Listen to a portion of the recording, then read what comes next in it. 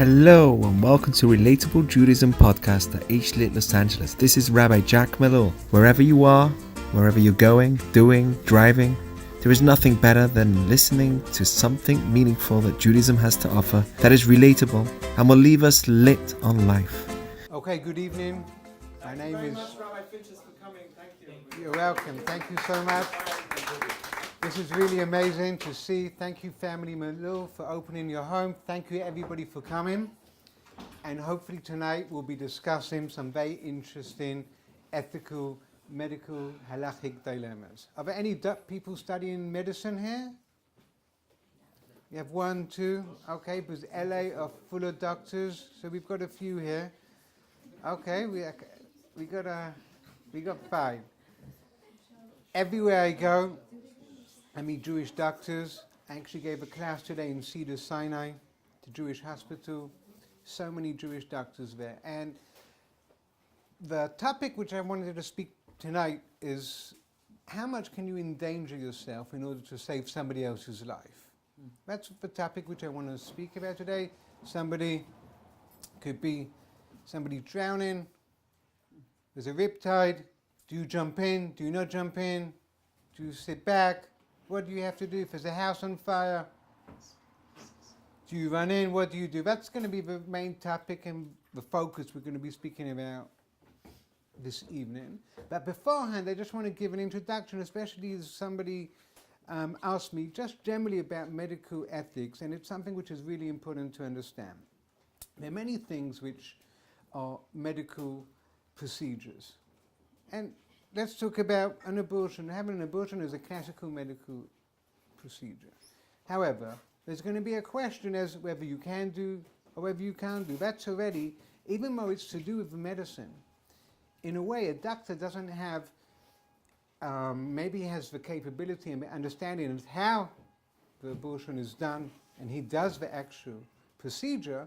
However, from a moral or ethical point of view, there's no difference what his thought process is as to somebody else's thought process. And that's an important thing. And there are many things which are actual legal issues as well.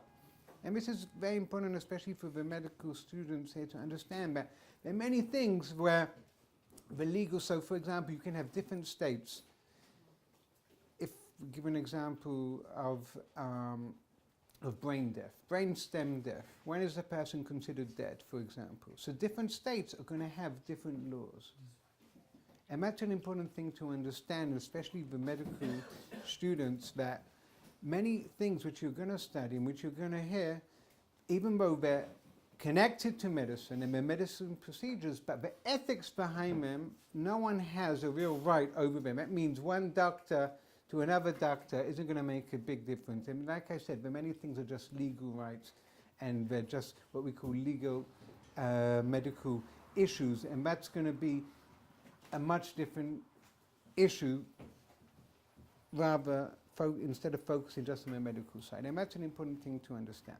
But anyhow, we're going to go to the first and the main topic which I'm speaking about, and that is, are you allowed to or are you obligated to endanger yourself in order to save somebody else's life? So in order to understand this, we have to give some introduction. The first introduction is that according to the Torah, it's actually forbidden to endanger yourself in regular circumstances. We have to look after our bodies. The Torah, for example, says, "V'chai behem," we have to live by the Torah, which means that even if we have many, many different commandments, there is one commandment which is considered greater than and overrules other commandments, and that is the commandment, the mitzvah, v'chai behem. V'chai behem means, I'll give you for example, if on Shabbat, and I don't drive on Shabbat, but many years ago, about 15 years ago, my youngest son, he was ill, we took him to hospital on Friday, and they told me, listen, we're going to discharge you. However, if his temperature gets to a certain level, even on Shabbat, you have to come to hospital. It's an emergency. So what do? On the one hand, I don't drive on Shabbat. On the other hand, the doctor told me, the second the temperature gets to this level, I have to come. So there, it's clear 100% that the laws of saving of my son in his medical condition, which he had then, that definitely overrides Shabbat. And I drove on Shabbat to the hospital. And it can be any other mitzvah as well. On Yom Kippur, for example. On Yom Kippur, we have the same issue. Many people fast on Yom Kippur. However, there might be people that are unable to fast. They have some sort of illness, they have some sort of problem, where the doctor says, listen, by you fasting, you're going to endanger yourself. You're not allowed to fast. So in that situation, what do? And sometimes I have people phoning me up the day before Yom Kippur, and they say, Rabbi, I don't know what to do. 70 years I've been fasting, and now the doctor tells me I'm not allowed to. I said, what's the problem? He said, I had a heart attack a few months ago, and the doctor feels that if I fast, I'm not going to make it. So in that situation, I have to tell him, and it's difficult for them to understand. In this situation, you cannot endanger yourself even to perform a mitzvah, even to fast on Yom Kippur. I'm not talking about someone who's just got a headache or is just a bit hungry. Talking about this guy is literally is putting his life in danger.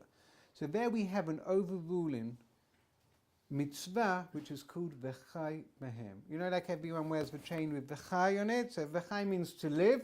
So we have to live, and that overrules each and every mitzvah apart from 3. You know what 3? There are 3 cardinal sins that we're never allowed to do under any circumstances. Anyone know? Murder, adultery, Idol worship. And idol worship, great. So that means there are 3 prohibitions where, and the classical example would be that if someone would tell you, I'm going to kill you if you don't kill her, or if you don't kill him. In that situation, even to save your own life, we're not talking about self-defense. If somebody's trying to kill me, obviously I can kill him or injure him in order that I save my life. But here, it's nothing to do. I'm saying, I'm going to shoot you, or you're going to shoot her. And you're not allowed to. You have to give up your life. So there are 3 exceptions. However, otherwise, that's what the Torah obligates us. And it can be, I'll give you another example. I had a case just before Pesach. I was in New York, and I was speaking to a nephrologist, that's a kidney doctor, where his patient was a girl suffering from anorexia. She was suffering from anorexia so bad that her kidneys had failed, and that's why he was dealing with the kidney part of her problem. Then he told me something very interesting. He told me that she is in such a fragile situation that if we change her eating habits for 1 week, then we're going to put her in danger. Because this is like a real serious problem. It's literally life-threatening, and it's not just like an eating disorder, they just want to be thin. This is mental illness to an extreme. And the doctor told me, and he was a religious doctor, I cannot change the food which she eats and change her diet even for 1 week, because I'm worried that she's going to go relapse, and that's it. And therefore, on the whole of Pesach, she will have to eat chametz, she will have to eat bread, the regular food which she has. So I said 100%, that's what she has to do. Why? Because like I said, we have this mitzvah, the overruling mitzvah of v'chai bahem. And that will take, in a life-threatening situation, is going to take any other mitzvah. And that's really important to understand. Now, so that means we can't endanger ourselves for a mitzvah, even Shabbat, even Yom Kippur, even for Pesach. However, in a regular day, for sure we can't endanger ourselves, and we have to be really careful. The Torah teaches us something very, very interesting. And this I've seen, because I've been to many homes here in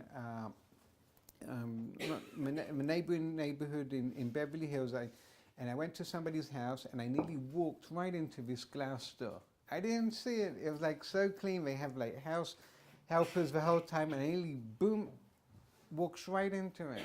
And I'm thinking to myself, this is not good. I may have kids in my house. And this house is certainly not child-friendly. Not only is it not child-friendly, it's pretty dangerous. And when I see this beautiful swimming pool, and it doesn't have a fence around it, and they have young kids, and they don't all swim, or they don't all know how to swim, and that's dangerous. And that's really dangerous. And even though we've moved this most beautiful multi-million-dollar home, and we spent so much money in interior design, but the welfare of our kids, we just didn't, look into. And that's just not worth paying the price. It's not worth paying the price. The Torah teaches us, Lo tasim damim bebeitecha. What that basically means is you're not allowed to have your home if there's going to be something dangerous there. So that means in Israel, where I live, for example, all the windows they're going to be like shadows, or they're going to be like frames outside, so the kids won't be able to fall out. We have to be so careful of what we do. We have to really, really look after our lives. Not if the Torah tells us that we're not allowed to endanger ourselves for a mitzvah, but we're not allowed to endanger ourselves for anything else. And that could be texting while driving. That could be irresponsible drink of alcohol or recreational drugs or smoking and all these things. And it might be great fun, but at the end of the day, we have to be careful, make sure everything is done in moderation, and be really, really careful. And part of it is looking after our health. That's 100%. Judaism values looking after our health. Number one, Maimonides teaches us that somebody who is ill, somebody who does not feel, he even talks about the obligation of doing exercise. I've been here in LA, hectic schedule. I make sure every day I can either go for a run, or at least I'm walking. I wear a Fitbit so I can, track what I'm doing, and tracking my sleeping, tracking why? Because that's important. Now, I'm a busy person. I'm sure you guys are also busy, and you don't always manage to take account of what we do and what we don't do. But we have to look, and we have to think forward as well. We may do things now that we're going to regret, and sometimes it's going to be irreversible damage, a few years down the line.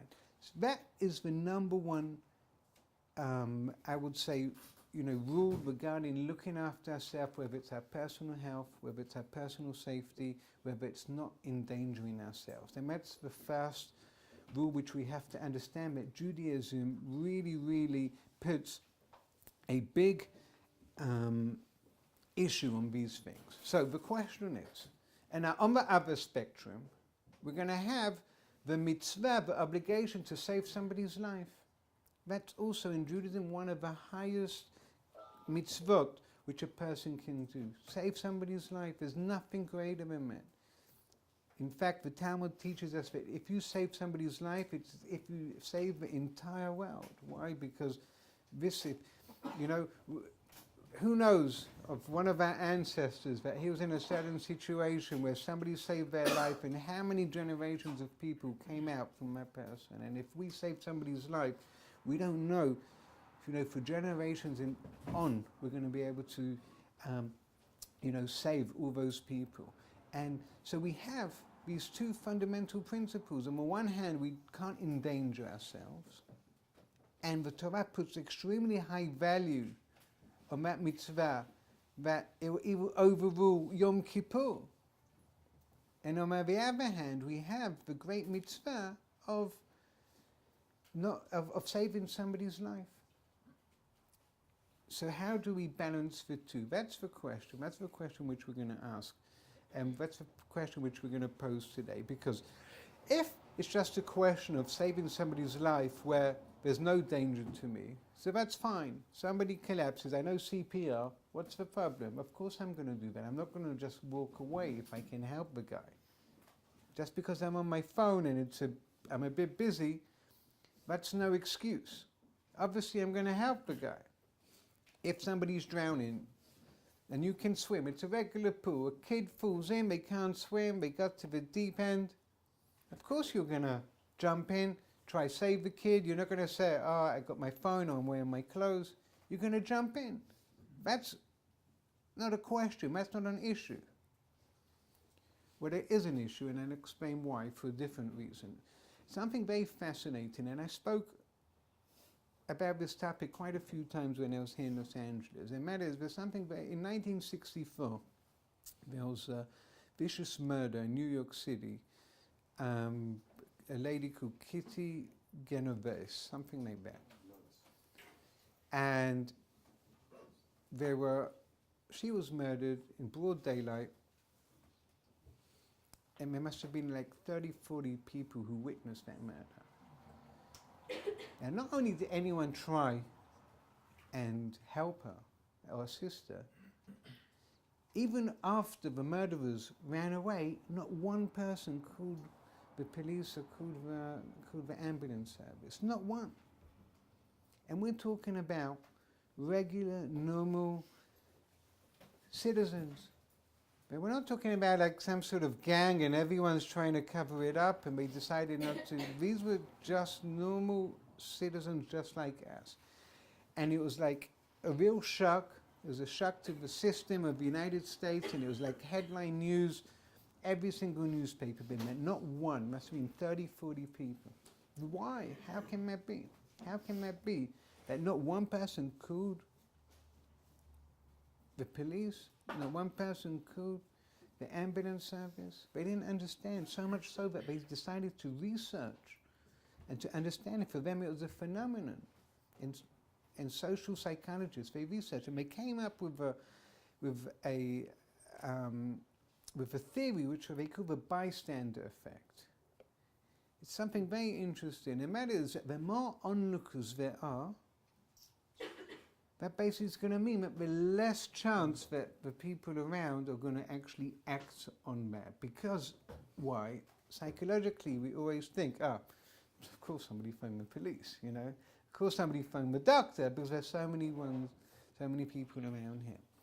According to the Torah, it's something really incredible, that it actually teaches us, when we say v'chai behem, that means that we have to be the first. We have to be proactive in our way, that we're going to rescue people, and we are not going to stop unless we know that something has been done. So even on Shabbat, for example, there's a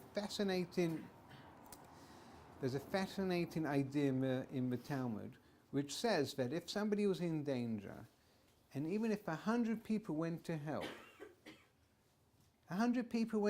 and they had to desecrate the Shabbat, but once they got there, they realized that the first person had already helped and saved the person's life.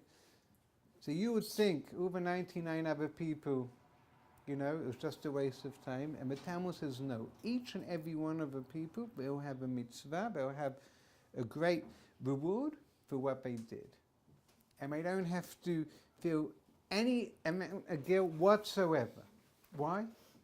Because as long as they did not know that the situation was under control or there were people there able to help, that was the obligation. So that's exactly the opposite of the bystander effect. That's what the Talmud wants from each and every one of us, to be responsible. And you can look on YouTube and see these social experiments of a guy pretending to have a fake heart attack on Fifth Avenue in Manhattan, with thousands of people walking by and the hidden cameras everywhere.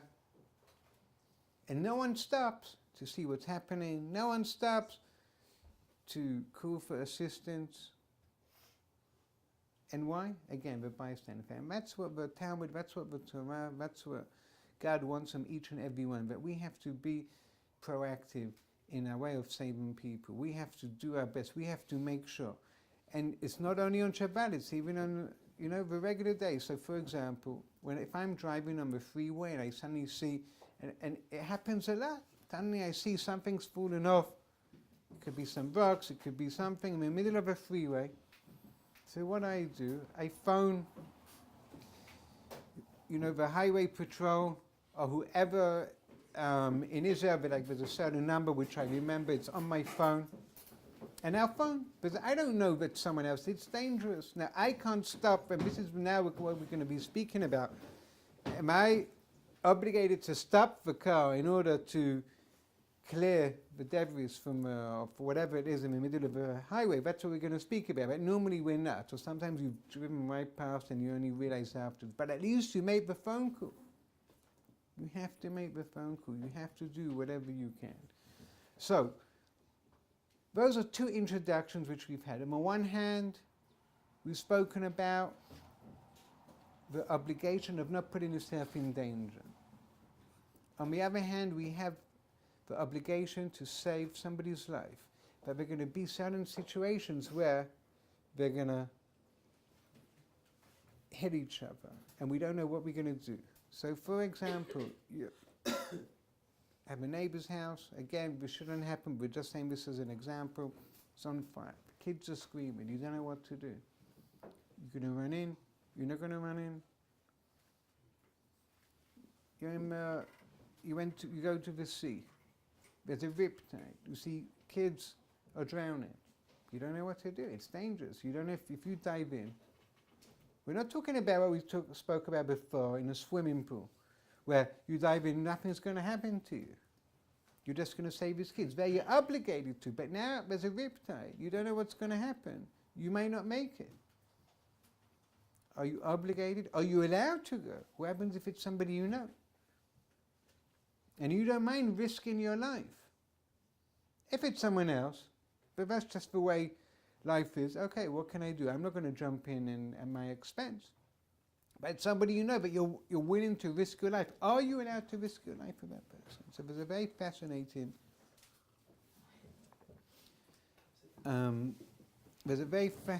idea which is brought in the Talmud, where Rabbi Akiva, we've all heard of Rabbi Akiva. He was like one of the greatest rabbinic figures in the time of the Talmud. He had 24,000 students, one of the greatest rabbis in Jewish history. And he was posed a certain question. The question was like this. Two guys, me and my friend, were in the middle of a desert, and we lost all our water, we lost all our food, and we're just left with one bottle of water. That's it. Now, the next town, the nearest place that we're going to be able to get some more food and more drink is like a day and a half away. I have one bottle of water, but if I drink it, I'm going to be able to make it to the next town. If I share it with him, then we're both not going to make it. So what do I do in that situation?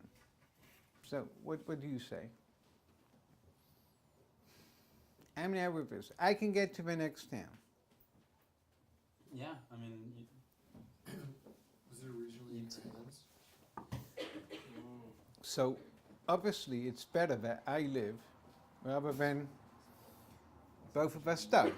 Now, that's a tough situation, yeah, for sure.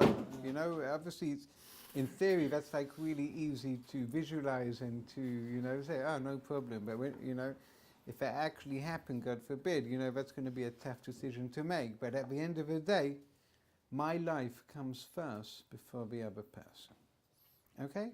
And that's what the Torah tells us, that when we have one life against another life, then I have to look after myself first, and that's not a problem. So let me ask you a question. I don't have the water. He's got the water. Am I allowed to steal his bottle of water? no, Why not? that's a commandment. Because I'm kidding. I'm not killing him directly, but I'm going to cause him to die. You can break certain rules in order to save your own life. Okay, so if he had 2 bottles of water and he only needed one and he didn't want to give it to me, am I allowed to steal the second bottle? Perhaps. You are. And beat him up. Huh? And beat him up as well. You're not, Why are you allowed to do that? Because if you're in danger, yeah, you're starving to death, or and the guy's just being mean, then I'm allowed to steal the water. And I'm not killing him or causing him to die because he has a bottle of water.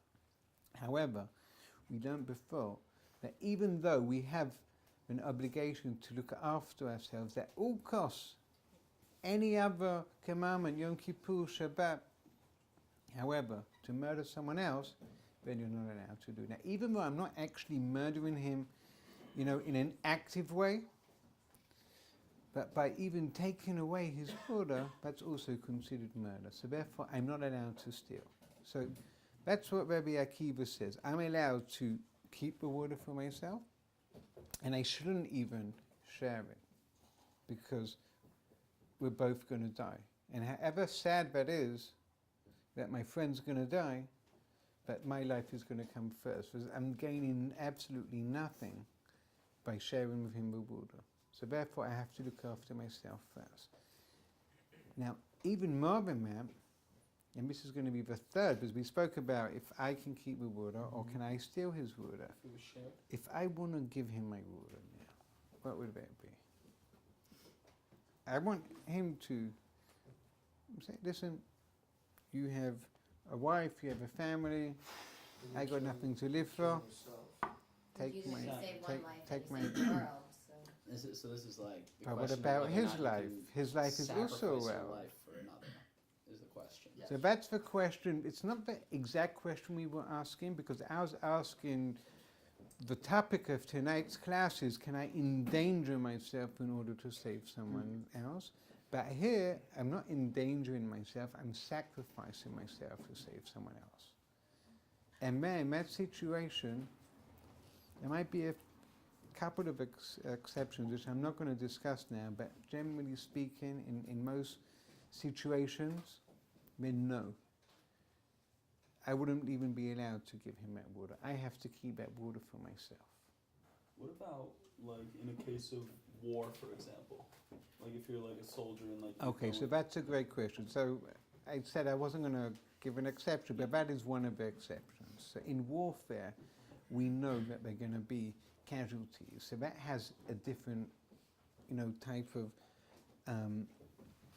that's a complete different type of idea, and in warfare you would be allowed to do that. Not only that, if, for example, I was injured and I wasn't going to make it, and my life expectancy for whatever reason was very, very short, because I was injured, even though I would make it to the next town, but I wouldn't live much longer.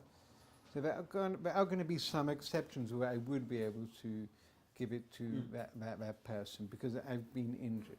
So I'm not saying as like a blanket rule. There are going to be some exceptions, like you said, in warfare there could be some other exceptions, but generally speaking, in usual cases you wouldn't be able to. So if we go into this situation that, for example, two people are drowning and there's only one there's only one life vest, which one of I'm wearing, would I be allowed to give it to the other guy? Then no, I wouldn't be allowed to give it to him, because I have to do in regular situations, because I'm not allowed to sacrifice myself in order to save somebody else's life. Okay? So now we're going to take it to the next level. What would be when I'm not actually sacrificing myself, but I'm just endangering myself? If that means there's not, I'm most probably not going to die, or there's a chance I'm going to die. Yeah, you want to ask something? Yeah. What if it's a mother who's put in a situation where she has to sacrifice herself for the sake of her child? Or if the other person's pregnant. Why? If there's two lives.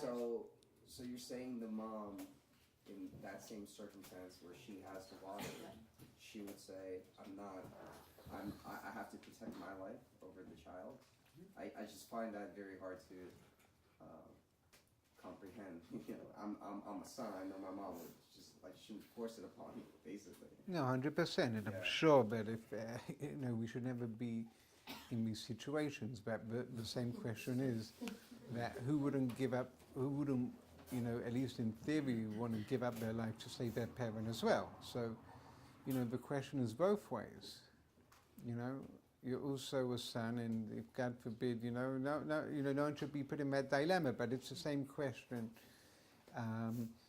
in both ways. And again, we wouldn't really judge someone in that situation, obviously. If they're in that situation, we're going to argue there's something bad. But we're just talking about, it's much easier to speak about it in theory, because there are many situations where they did do heroic acts and right or wrong, their intent was right, and we're definitely not going to, look at it in a negative way. But unfortunately, there are many cases like this in the Holocaust. In the Holocaust, and I saw this, really, lots of dilemmas in the selection process, with the Nazis. They said, one half of the group are going to go to slave labor, the other half are going to go to the gas chambers. And they used to say randomly who's going to go to the gas chambers, who's going to go to the slave labor.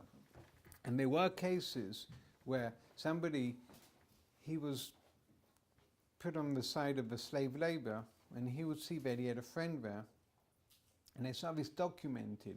There's a book, there's a responsa, question of answers. The name of it is called Mekacher Shem, written by a rabbi, a Holocaust survivor called Rabbi Svi Meisels. And in there, he was in this selection process, and he was saved and told to go to slave labor. And next to him there's a guy, he wrote his name was Akiva man. And this guy Akiva told his rabbi, who were both going to slave labor, but on the other side, he saw there's someone there called Moshe. And he said, all Moshe's family are on this side of slave labor. All of his family, he's there by himself. And he said, this Akiva said, I've lost all my family. I have nothing to live for. I want to swap. I want him to come to this side, and then I'm going to go, and I'll go to the gas chambers. And he said to him, no, you can't do that.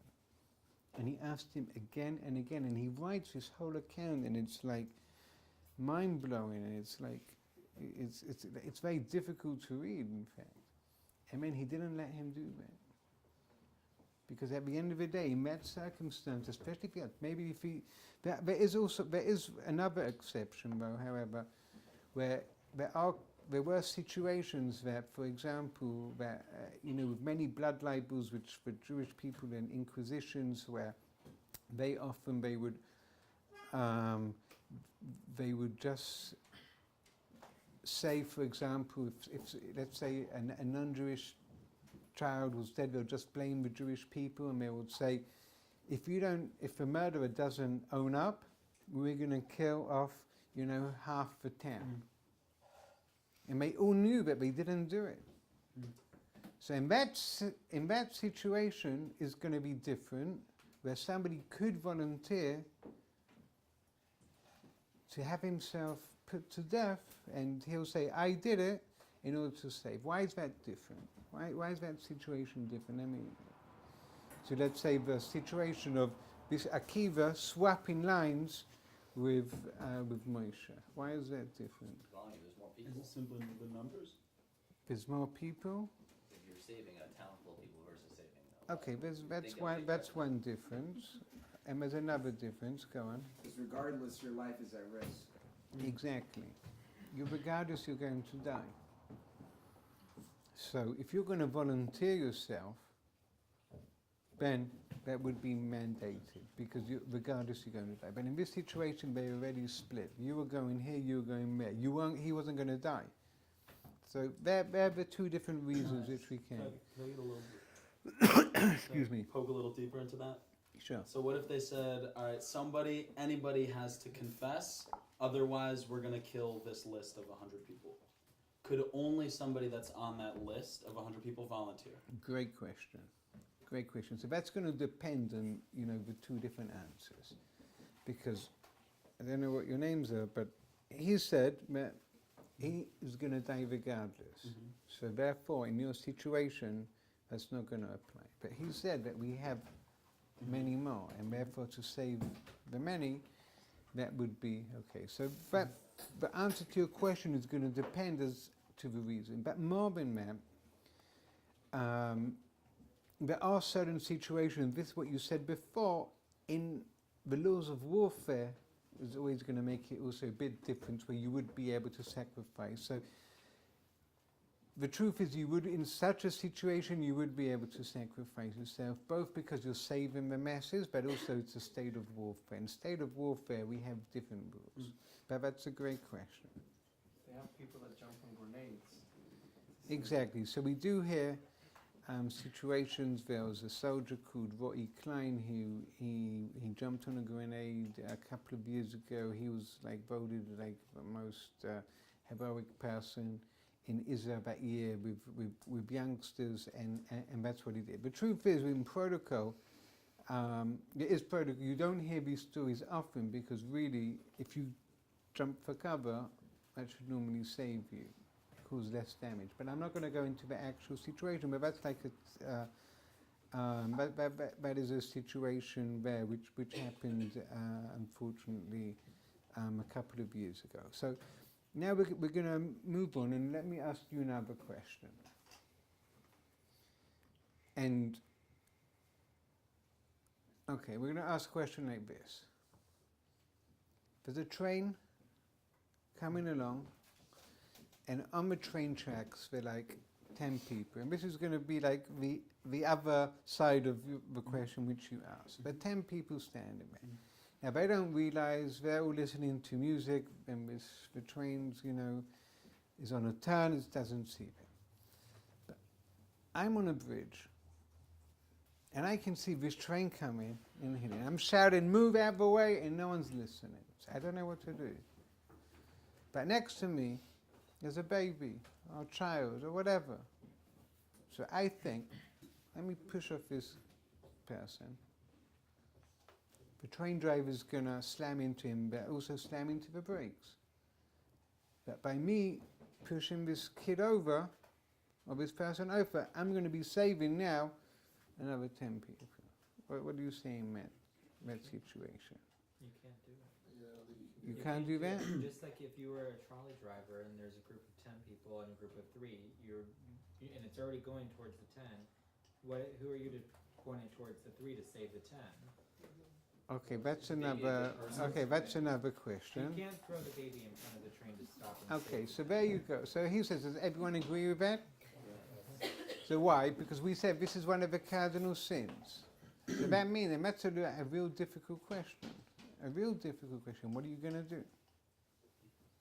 What are you going to do? Now, if we give it a bit different, let's say between towers. One of the planes was heading towards the towers. Could they... So this is your question. They're going into the Twin Towers where there are 3,000 people there. They want to turn and hit another much smaller building. What would you say in that situation? Oh, is that the same situation? That's the same as you're asking. That's a different question. Why is that a different question? It could even be a different answer. He asked like this. You're driving down. This is what we call the trolley dilemma. You're driving down, the brakes go. And in front of you, you have 10 people. If you move to the right, there's only one person there. And you're going to kill that one instead of killing the 10. So it's the same thing with the Twin Towers. They're going into the World Trade Center. I don't know how many floors they had, 100, whatever, floors, stories, I think you call them, sorry.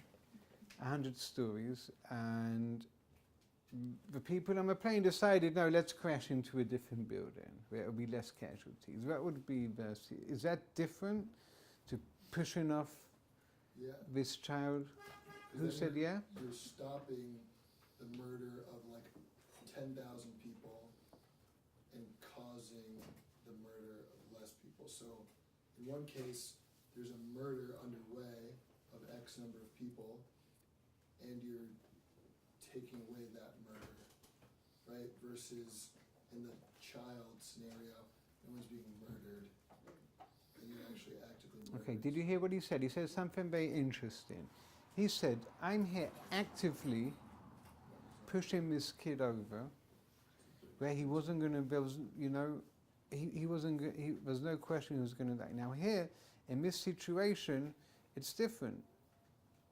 So everyone's going to agree that if a fire department come and there are 2 houses, there's one house with 5 people inside, all screaming for help, and there's one house with 20 people inside, that they're going to go and save the 20 people, the house, put out the fire with the 20 people. Why?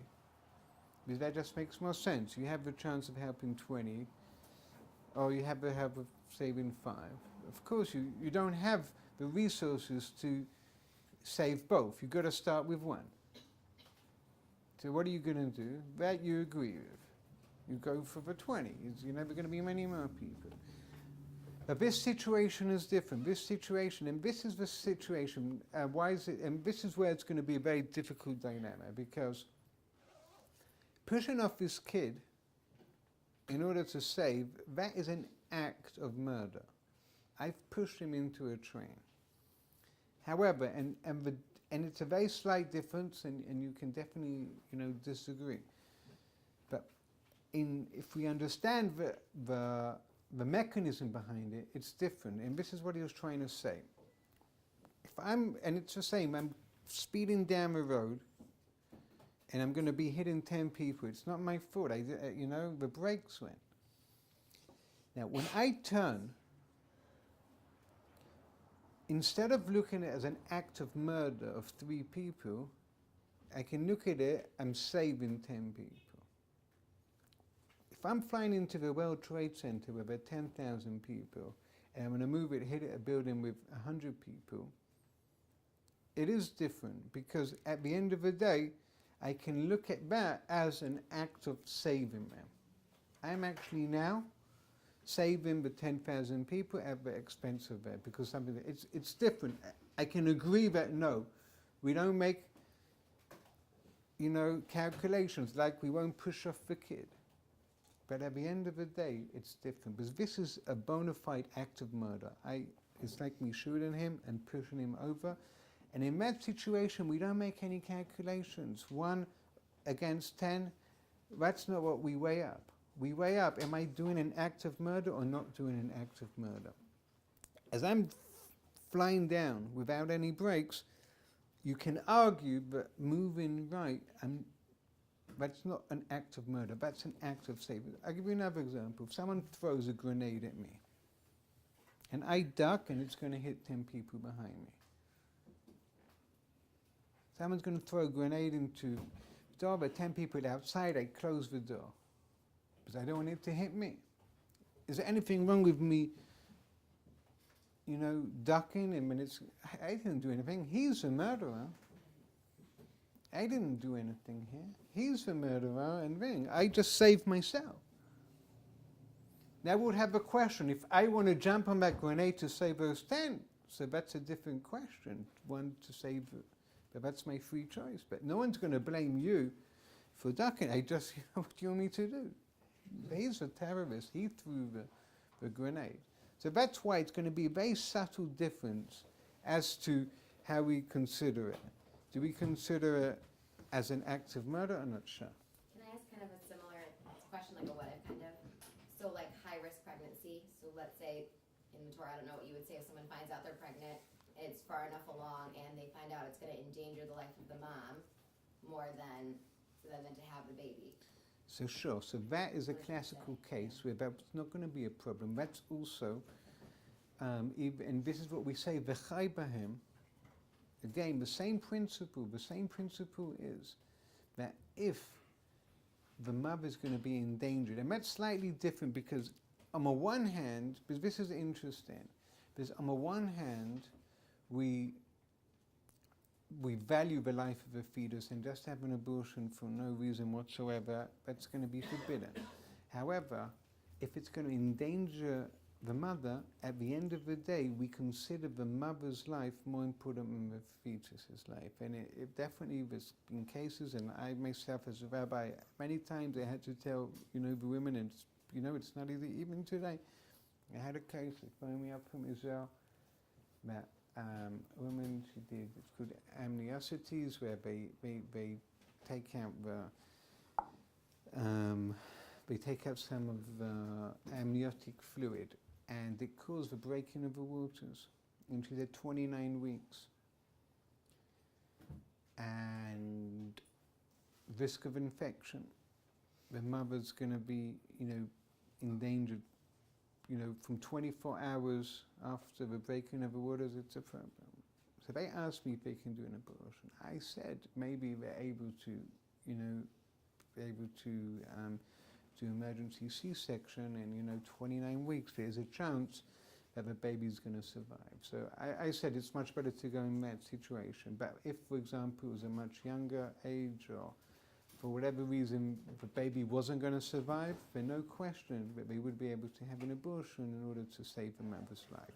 But that's going to be slightly different, because we look at a fetus on the one hand as a being, a living being, but it won't come at the expense of the mother. So it's like a middle ground. Now, if I can just have another glass of beer, please, thanks. So, we're now going to take it a little bit further, and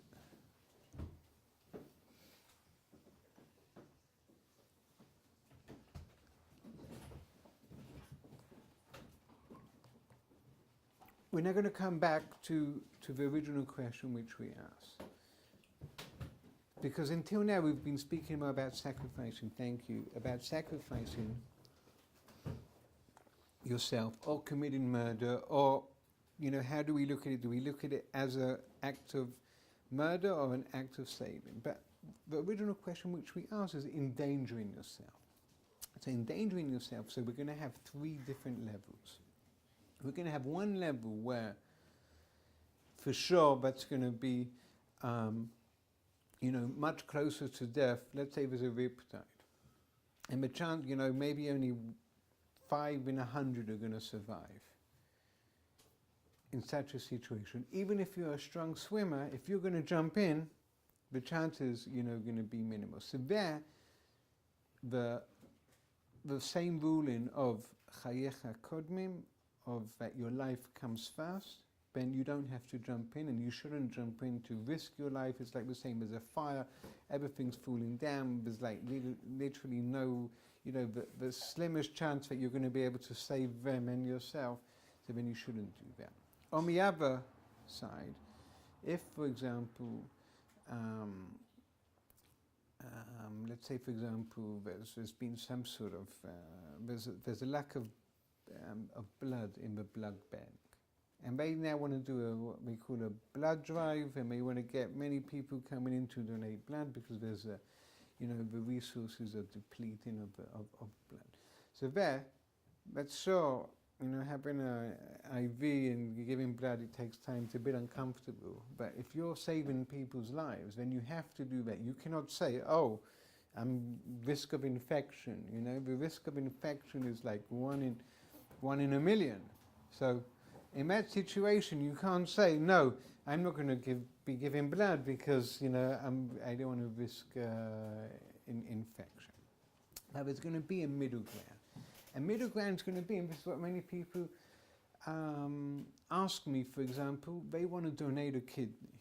Unfortunately, you hear cases of people where they're on dialysis, they have kidney failure, they're not going to be able to live for much longer, maybe 2-3 years maximum. And then you decide, I'm a healthy guy, I got 2 kidneys, why not donate one of mine? So in that situation, on the one hand, it's an invasive operation. There are sudden risks. There are people who have died on the operating table. However, the risks are, fairly minimal. You're going to recover. It's definitely not giving blood. But at the same time, it's not jumping into this riptide. It's not jumping into this burning house.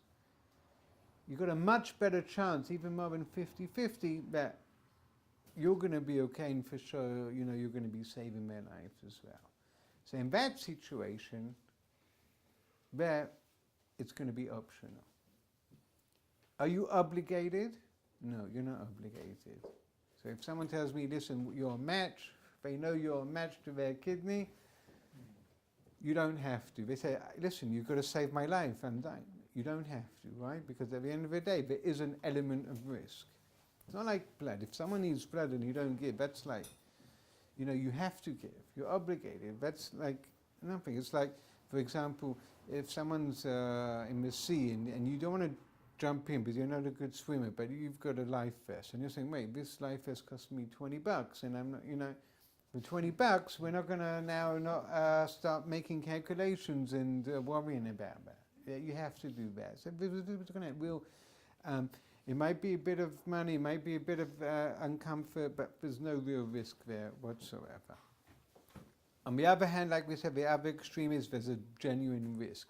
The probability of you getting out is much less than actually making it. But in the middle ground is where, no, there's a risk. It's not high, but it's not low. So in there, it's going to be optional. In that situation, you're not obligated to, but if you wanted to, then there's no problem. So in these situations where it's a 50-50, you're going to jump in, and we're going to make it, and we're not going to make it, again, you have that, and this is what you said maybe in your situation when you're talking about whether it's a mother, whether it's a child. There's a very interesting question, a fascinating thing which happened in Israel about 20 years ago. There was a member of the Knesset called Rabbi. He used to live in Began, a neighbor of mine, and he had kidney failure. And his eldest and his second eldest son said, "Dad, I want to donate my kidney." So the eldest son said, "No, I'm not allowing you to donate your kidney to your farm." What do you mean no? So he says, "But I want to donate a kidney, and I'm the firstborn. The firstborn has privileges, so I want to give mine." Then my youngest son said, "No, I'm not having this. Both of you can't." He says, "What do you mean? You're not the firstborn. You didn't say first, and you're not the firstborn." He said, "But you guys have families. I'm still single. So the risk, if something happens to you, you have a wife and kids. That with me, there's nothing." And they were just fighting. That they went to court.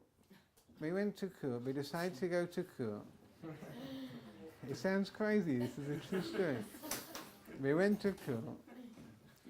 It's like a Jewish court, a rabbinical court, and and normally normally it's like they're all fighting over inheritance. I want more, I want less, and that's what they're fighting about. And they were in shock; they couldn't believe it. In the end, they ruled that the eldest son, he was the firstborn. He can do that. So that's just a bit of a lighter way to end the story and to end the session of the class. I will take questions for a few minutes, but I have a flight early in the morning, so you please have to excuse me if I have to leave. Sure. I do have a question about endangering yourself. So in April, I was in a situation where someone walked into my work with an AR-15.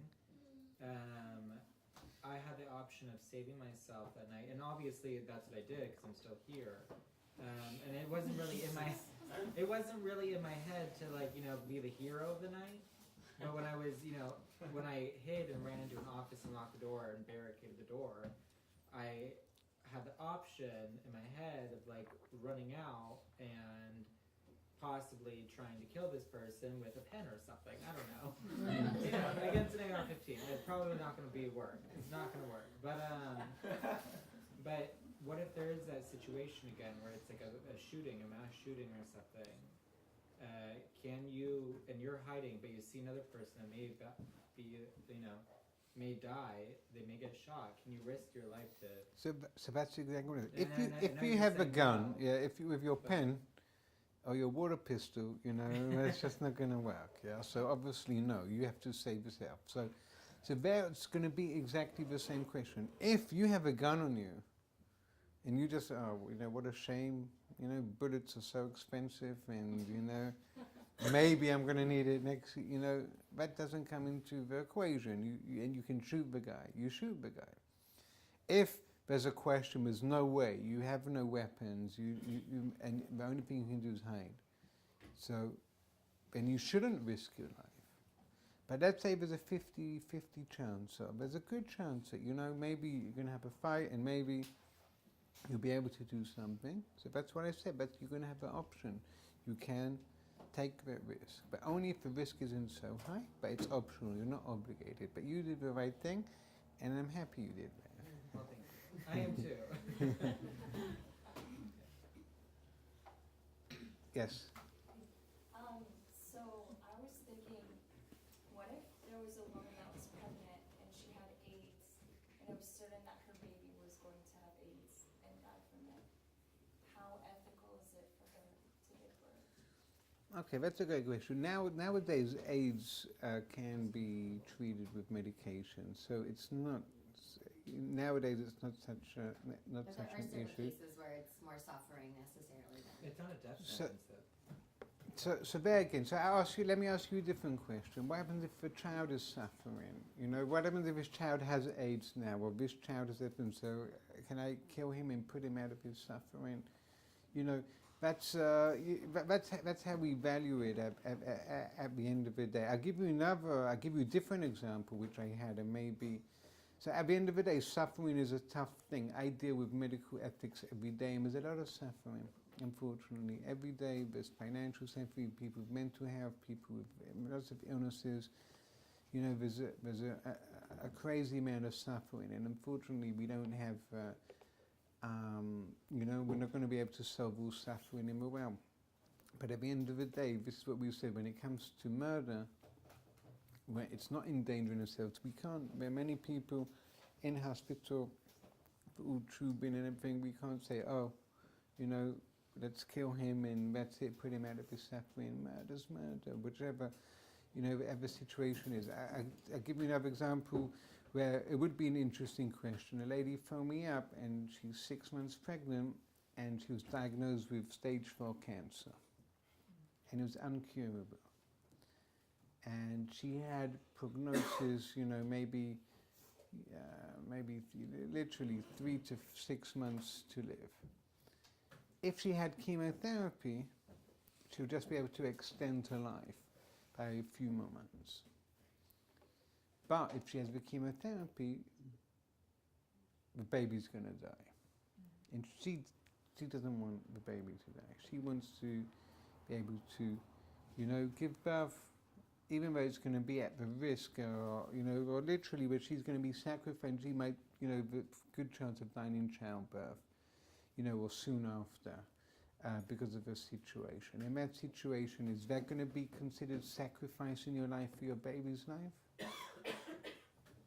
No, it's like when you were injured and you could give the water if you're injured, if you're going to make it to the next time, but you're going to die in a couple Exactly. days. So that's what I said. Here, she in any case was dying. She in any case was, if a woman phones me up and tells me, Rabbi, I'm pregnant and I have like terrible heart condition, and if I go full term, chances I'm going to die. And the doctors want me to have an abortion, which is, you know, no problem whatsoever according to Jewish law because it's endangering her, but I don't want to have this abortion. In that situation, we say, no, you can't, you know, you're going to live. The baby, and in fact, we look at the baby as an aggressor because it's the baby which is killing the mother in essence. That's how we understand it. And that situation was no problem. That's, by the way, how we understand. And this is to answer your question as well, which you asked with the AIDS. The second the baby is endangering the mother, she's an aggressor. The baby's an aggressor, even though he doesn't have intent. He doesn't have intent. He's an aggressor. So that is the logic behind why we can kill the baby, which is what we're doing, because he's an aggressor, and we're also saving the life of the mother. But in the case of the sick baby, he's not an aggressor. And therefore, you know, the same, even though it's a terrible thing, and I deal with, you know, with sick babies every day. Of course it's not. But we don't have that. It's not an aggressor, so therefore it's not going to make any difference. So in this case, with the woman with the chemo, and she had she in any case was dying. So like you said, but more than that, because when we've been talking about sacrificing your life for somebody else, we're talking about me swapping the line from the slave labor to the gas chambers. It's me jumping in. Here, she's not doing anything actually to kill herself. It's what we call, she's just letting nature take its course. That's the default level. So therefore, that's another reason why all she's doing is withholding her treatment. She's not actually doing any act here, and she's doing that for something, in order to have the baby. So that's going to be. That's going to be okay. You had a question in the back? Oh yeah. So this somewhat pertains to the trolley dilemma. So let's just say there's a train heading towards one, like it's on the track, right? And it's heading towards someone who happens to be Jewish. And on the other set of tracks, there are 10 people who are non-Jews. So that's one example. Just out of curiosity, what do you do if you're Jewish and you have at your disposal the lever that can decide the fate of these people? And the other one is, what if it's heading towards one innocent individual and the other set of tracks contains 10 convicts, like San Quentin? Again, what? If it has what? Convicts. 10 murderers. Convicts. 10 criminals. Murderers. Let's just say, hypothetically, 10 murderers, and it's heading towards, one person who happens to be, by your knowledge, an innocent individual, like a child. Whereas on those other tracks, happens to be convicts. I'm more interested in knowing the Jewish. Okay, great. Did you save the Jew or did you save the non-Jew? That I want to know what the Torah says for that. I'm saving the Jew. Yeah, I mean, you don't Sorry, know Rabbi. if they're a good Jew or if they're a bad Jew. Like, do you go for the? So the Jews are the convicts? No. Those are two different styles. Basically, the question is, do you prioritize a Jew over a non-Jew? That's the question. That's basically it. Yeah. What do you do? That's a good question. That's a difficult question to answer. That's a difficult question to answer. Even with the convicts, again, I understand it takes the moral dilemma into a different dimension. But at the end of the day, if you have, it depends how evil they are, these convicts, I suppose. Because it's interesting what you're saying, but there was a fascinating discussion in the Talmud where it talks about that there are 10 people in a room and somebody says, I'm going to kill all 10 of you unless you designate one of the people that I kill him. So again, we're all in the room, somebody's outside says, listen, you've got two choices. Either I'm going to kill everybody in this room, or you're going to push somebody out and we're going to kill that person. What would be in that situation? Can we push him out? No. Why not? Because it's not in comparison to that situation where your life is at risk, right? You're basically making a decision for someone else. Yeah, but he's gonna so die. I think it's not that you're protecting yourself, it's that you're sacrificing Correct. someone. And even though I'm not doing an act of murder, but that's different than pushing that kid off the bridge in front of a train, because that's an act of murder, literally. But when we push him out, we're not actually killing him, but we're going to enable him to be killed. And so that would be forbidden. However, and that's what Maimonides rules. However, two things you should just know in that situation. One would be able to volunteer to go outside, and that's like we said before, because you're in any case going to be killed. So why not? And the other situation is, and what Maimonides adds, is if somebody there, and this is why I'm bringing it up, because that's what you asked regarding convicts, he asked, what happens if somebody there was like, he was a murderer, and he in any case was, had to be given the death penalty. So in that situation, we would be able to push that guy out. So then the answer to your question would be, is like what level of, if he's on death row type of convict, then, you know, that's going to have, because that's what we said before, that's like the injured man. That's like someone going to be dying in any case.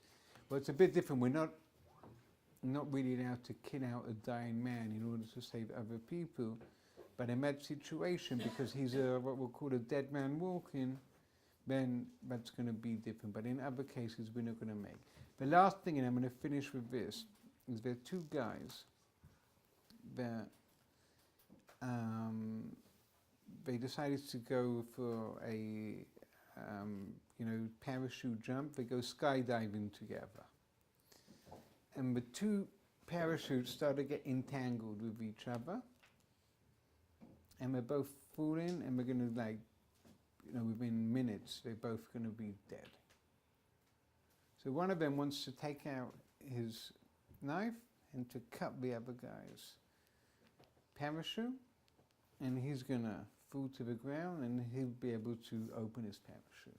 And this is going to be the last question which I'm posing to you for the evening. And I've given you a hint in one of the situations which I didn't speak about long ago, where this is going to be a different situation to all the other situations that we had before. So what would you answer in that situation? Hold on to the guy and cut the parachute while holding on to him. Huh? Hold on to the guy for dear No, life they're and both. cut the None of the parachute. parachutes are opening because they got intertwined with each other, and they're not going to open. There's nothing you It's can okay do. to cut it. What I want to do, I need to cut his line, and therefore It's okay. get him away from me. And So you're both going to die regardless. we're both going to die regardless. But until now, what did we say? You can't kill somebody in order to save yourself. Are you killing? Okay, let me ask you. are Okay, let me killing make it a someone? bit easier for Does he you. want to kill you? Huh?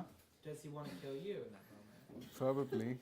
But are you killing? But are you Saving killing him yourself. if his death is imminent? Anyway, Well, You're not killing him. so.